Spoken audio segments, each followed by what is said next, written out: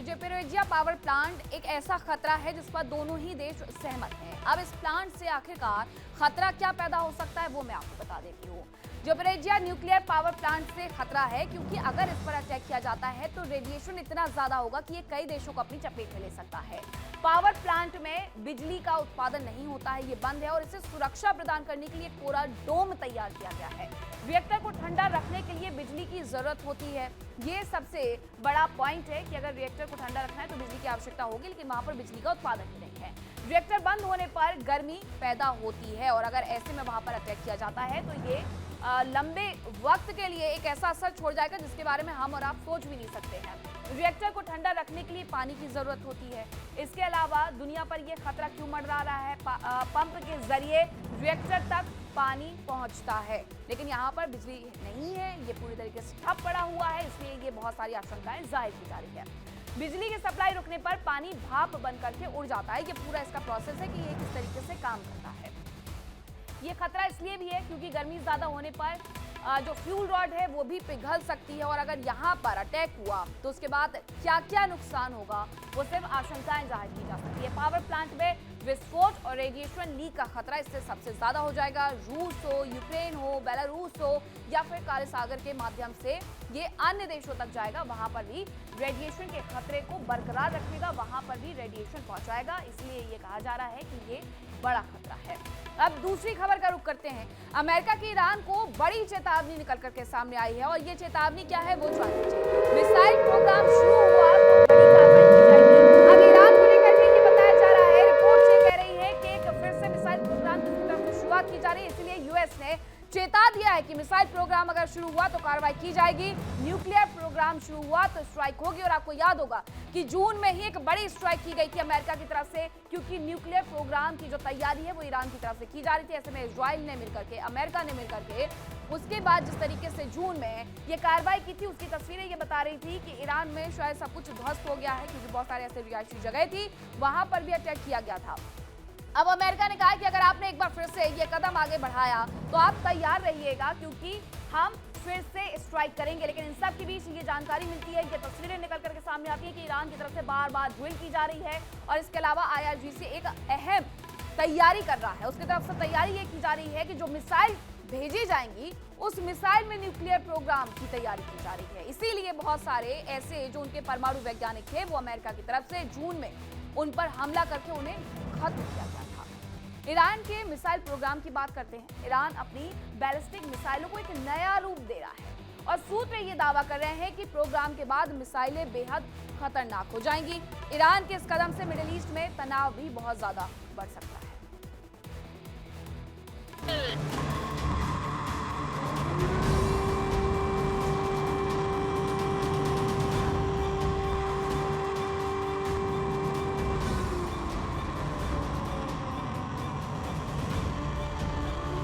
Iran की बड़ी तैयारी।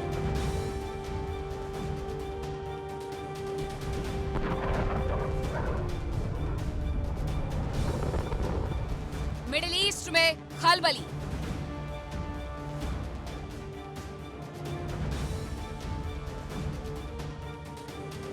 इजराइल पर भारी पड़ेगा ईरान।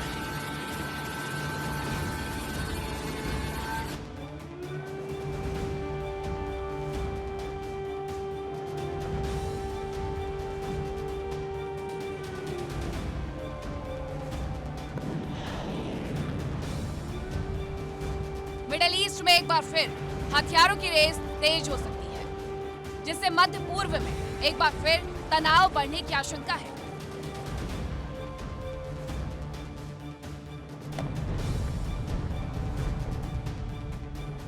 खबर है कि ईरान अब बैलिस्टिक मिसाइलों का नया रूप तैयार कर रहा है। ईरान के वैज्ञानिक बैलिस्टिक मिसाइलों के लिए केमिकल हथियार बना रहे हैं।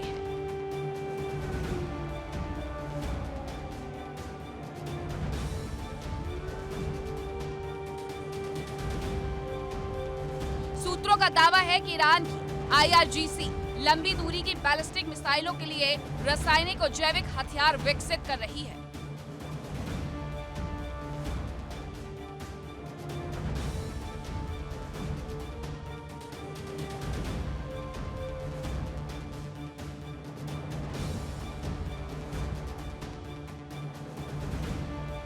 माना जा रहा है कि ईरान का ये कदम मिडिल ईस्ट में टेंशन बढ़ा सकता है। बताया जा रहा है कि ईरान की सेना लॉन्ग रेंज बैलिस्टिक मिसाइलों के लिए बायोलॉजिकल और केमिकल हथियार तैयार कर रही है। IRGC की एरोस्पेस फोर्स इस पर काम कर रही है। ईरान ने यह कदम अमेरिका और इजराइल के संभावित हमलों के खतरे के मद्देनजर उठाया है।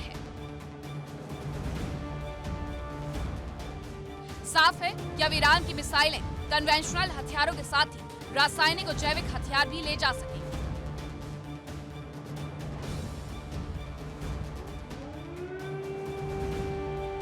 इसके साथ ही मिसाइलों को कंट्रोल करने वाले कमांड और कंट्रोल सिस्टम को अपग्रेड किया जा रहा है ताकि बड़े युद्ध की स्थिति में इनका इस्तेमाल किया जा सके।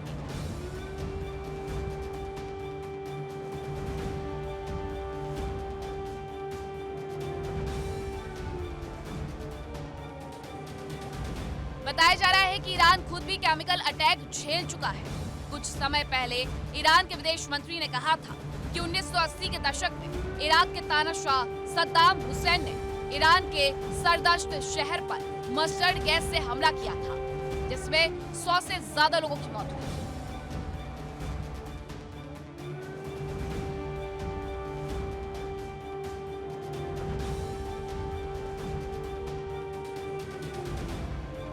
हालांकि ईरान का मानना है कि इन हथियारों का इस्तेमाल बिल्कुल अंतिम विकल्प रखा जाएगा।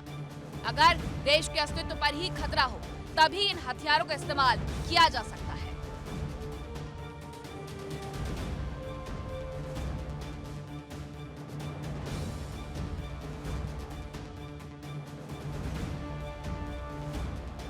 इससे पहले एक रिपोर्ट आई थी कि ईरान जल्द ही छोटे परमाणु हथियार बना सकता है और बाकायदा ईरान के सर्वोच्च नेता आयतुल्ला अली खामनेई ने बैलिस्टिक मिसाइलों के लिए छोटे परमाणु हथियार विकसित करने की मंजूरी दे दी है।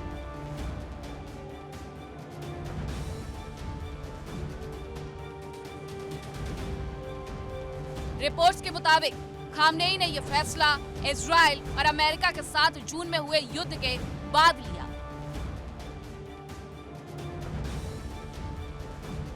रिपोर्ट ये भी कहती है कि खामनेई ने बैलिस्टिक मिसाइलों के लिए छोटे परमाणु हथियार विकसित करने की अनुमति दी है, लेकिन यूरेनियम संवर्धन को 60% से आगे बढ़ाने की मंजूरी नहीं दी गई है।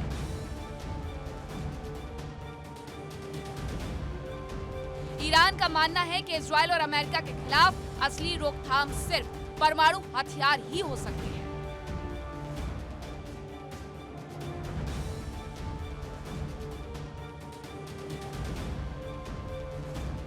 रिपोर्ट्स में दावा किया जा रहा है कि ईरान का यूरेनियम के 60% से 90% संवर्धन तक पहुंचने में केवल कुछ हफ्ते लग सकते हैं, यानी महज कुछ हफ्तों में ही परमाणु हथियार तैयार हो सकते हैं।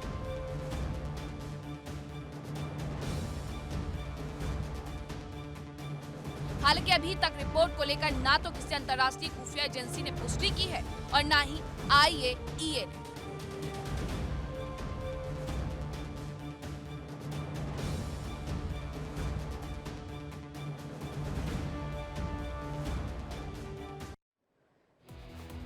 और अब आइए आपको बताते हैं इजराइल और ईरान के बीच में आखिरकार दुश्मनी है क्यों और इसकी शुरुआत कैसे हुई थी।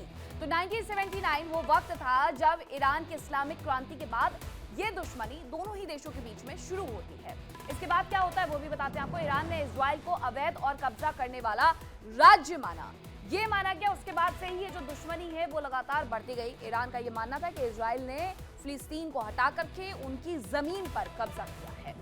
दोनों ही देश एक दूसरे को मानते हैं अपने अस्तित्व के लिए खतरा। एक यहूदी है, दूसरा इस्लामिक राष्ट्र है, ऐसे में एक दूसरे के लिए खतरा ये अपने आप को मानते हैं। हमास, हिजबुल्लाह और हूतियों की मदद ईरान की तरफ से की जाती है, ये बात किसी से छिपी नहीं है। हर कोई जानता है कि ईरान किस तरीके से बैकडोर से इन आतंकियों की मदद करता है। सीरिया में ईरान की मौजूदगी से इजराइल में तनाव भी देखने को मिलता है। इस्लामिक राष्ट्र और यहूदी राष्ट्र, पूरा अंतर यही है और पूरी लड़ाई की जड़ भी यही है। इजराइल को हमेशा के लिए खत्म करना चाहता है ईरान। ईरान नहीं चाहता है पूरी दुनिया का एकमात्र यहूदी राष्ट्र है कि वो रहे, ये वो नहीं चाहते हैं और वजह उसकी फिलिस्तीन से भी जुड़ी हुई है।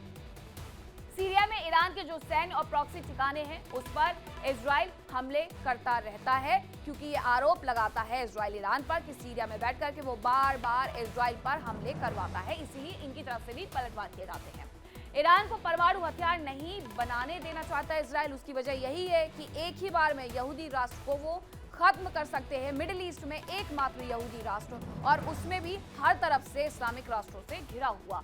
इसलिए ये मानते हैं कि अगर ईरान के पास ये परमाणु हथियार पहुंच जाते हैं तो वो उन्हें खत्म कर देगा। अब ईरान का जो हथियार कार्यक्रम है मिडिल ईस्ट में इसीलिए टेंशन पैदा कर रहा है, और माना यह जा रहा है कि इजराइल कोई कार्रवाई जरूर कर सकता है ताकि ईरान को कभी भी टेंशन पैदा करने का मौका मिले ही ना।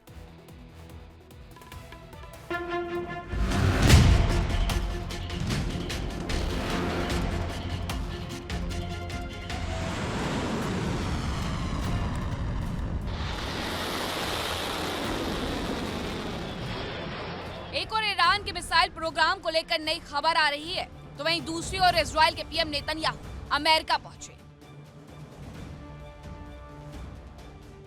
उन्होंने फ्लोरिडा के मारे लागो में राष्ट्रपति ट्रंप से मुलाकात की। मुलाकात के बाद ट्रंप ने ईरान को चेतावनी दी। उन्होंने साफ तौर पर कहा कि ईरान अगर परमाणु क्षमताओं को फिर से विकसित करता है तो वो ईरान पर हमले का समर्थन करेंगे।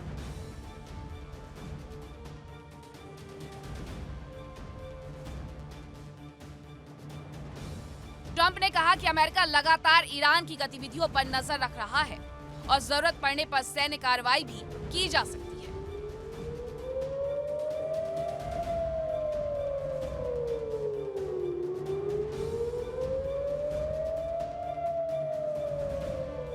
ट्रंप ने कहा कि अगर ईरान फिर से अपनी ताकत बढ़ाने की कोशिश करता है तो हमें उसे हराना होगा और हम उन्हें बुरी तरह कुचल देंगे।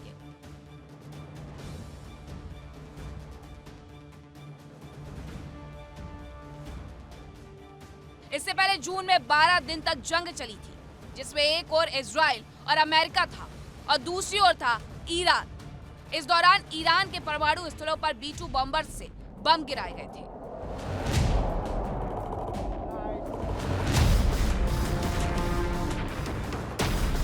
इससे पहाड़ों पर बने बंकर्स को उड़ाने के लिए GBU-57 बम गिराए थे, जिससे ईरान की 3 न्यूक्लियर सुविधाओं को नुकसान पहुंचा था।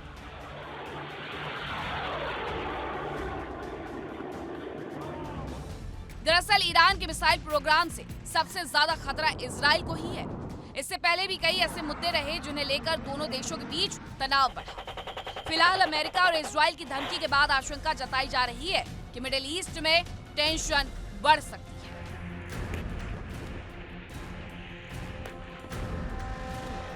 Bureau report, India daily.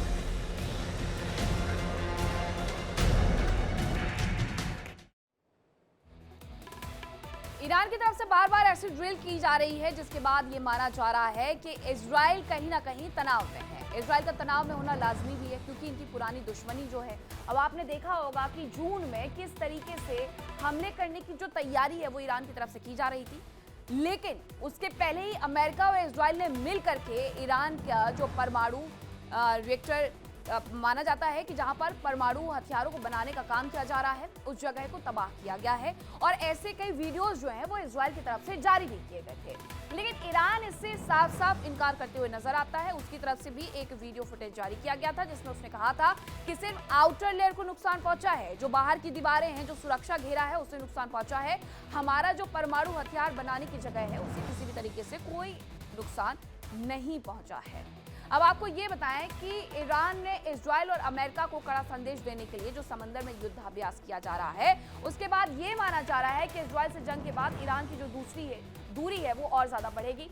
जून 2025 में इजराइल और ईरान के बीच में जंग हुई थी, ये हर कोई जानता है। तारीख 7 जून की थी। युद्ध में मारे गए ईरान के करीब 1100 लोग, और उसकी वजह भी ये रही कि रिहायशी इलाकों में काफी ज्यादा बमबारी की गई थी। ईरान के कई सैन्य अधिकारी और वैज्ञानिकों की मौत हुई थी और उसमें परमाणु वैज्ञानिक ही शामिल थे, जिससे अमेरिका की तरफ से निशाना बनाया गया था, वो भी ढूंढ करके। ईरान के हमलों से इजराइल में 28 लोगों की जान गई थी। ये इजराइल की तरफ से आंकड़े पेश किए गए थे, लेकिन ईरान कहता है कि इससे भी ज्यादा लोगों की वहां पर मौत हुई थी। अब एक और जानकारी है वो भी जानिए। ईरान की जो खतरनाक मिसाइलें हैं उसका नाम क्या है, सेजे मिसाइल। इसके बारे में कहा जाता है कि 2000 किलोमीटर जो इसकी मारक क्षमता है वो है, यानी यहाँ से अगर ईरान इसे बगदाद से दागता है तो कितनी दूर तक ये जाकर के 2000 किलोमीटर दूर तक जाकर के ये किसी भी जगह को नुकसान पहुंचा सकती है। इसके बाद इमाद की बात करें तो इसकी जो क्षमता है वो 1700 किलोमीटर है। अगर यहाँ से इसे दागा जाता है तो आप समझ सकते हैं इराक, दरअसल बगदाद जो है वो इराक में है, लेकिन जो ईरान है उसकी राजधानी तेहरान है, और अगर तेहरान से निशाना बनाया जाता है तो वो अमेरिका को क्या, इसके साथ साथ अपने बगल में रहने वाले इजराइल को भी तबाही का मंजर दिखा सकता है। फतेह 2 मिसाइल जो है वो 1500 किलोमीटर की दूरी तक मारक क्षमता रखती है। इसके अलावा और भी बहुत सारे ऐसे खतरनाक मिसाइलें हैं जिनके पास है। शाहाब 3 मिसाइल 1300 किलोमीटर की इसकी मारक क्षमता है, यानी 1300 किलोमीटर दूर बैठे हुए लक्ष्य को वो आसानी से भेद सकते हैं, उसके लिए उन्हें कहीं जाने की आवश्यकता नहीं है। और इसके साथ तैयारी ये है कि इनके साथ परमाणु वॉरहेड लेकर के ये सभी मिसाइलें जा सके। अबू मेहदी मिसाइल, इसकी जो मारक क्षमता है वो 1000 किलोमीटर है, और इसमें तैयारी यही है कि परमाणु वॉरहेड को भेजा जाए और वहां पर और ज्यादा तबाही मचाई जाए, और इसी की तैयारी इनकी तरफ से की जा रही है। ज़ुल्फ़िकार मिसाइल की अगर मैं बात करूं तो इसकी मारक क्षमता 700 किलोमीटर है। सबसे लंबी दूरी की जो मिसाइल है वो सेजुल है, जिसकी 2000 किलोमीटर की मारक क्षमता है। उसके बाद सबसे कम जो है आप अभी तक देख रहे हैं वो ज़ुल्फ़िकार है, जो कि 700 किलोमीटर की मारक क्षमता को रखता है। अब खबरों में आगे बढ़ेंगे और अब बात ताइवान की करेंगे।